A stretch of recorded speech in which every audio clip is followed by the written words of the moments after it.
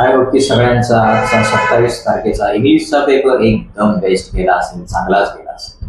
आज 27 आणि येणारा पुढचा हिंदीचा पेपर आज 4 तारखेला त्यामध्ये भरपूर गॅप. त्यामुळे फक्त आजपासून 4 तारखेपर्यंत हिंदीच करायचं नाहीये, कारण की नंतरच्या पेपरला एक एक दिवसाचाच गॅप आहे. त्यामुळे त्याचं रिव्हिजन आत्ताच केलं पाहिजे. त्यासाठी आज हिंदी, अल्जेब्रा, उद्या अल्जेब्रा, जॉमेट्री आणि हिंदी अशा पद्धतीने टाइम मॅनेज करा. ज्याला तुम्हाला थोडंसं हार्ड वाटतो तो सब्जेक्टला थोडासा जास्त वेळ द्या. हिंदी तर इझी असतो त्यामुळे त्याला वेळ जास्त देण्याची गरज नाहीये. परवा 1 तारखेला सायन्स पार्ट 1 आणि हिंदी असं तुम्ही मॅनेज करू शकता आणि 2 तारखेला सायन्स पार्ट 2 आणि हिंदी अशा पद्धतीने मॅनेज करा, जेणेकरून तुम्हाला एक्झामच्या दिवशी जास्त लोड येणार नाही रिव्हिजनसाठी. आणि 3 तारखेला तर तुम्ही हिंदी करणारच आहे, दुसरा सब्जेक्ट तुम्ही आता घेणारच नाही.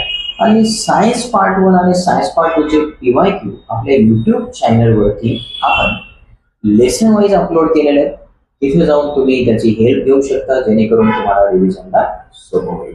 Okay, thank you and best of luck.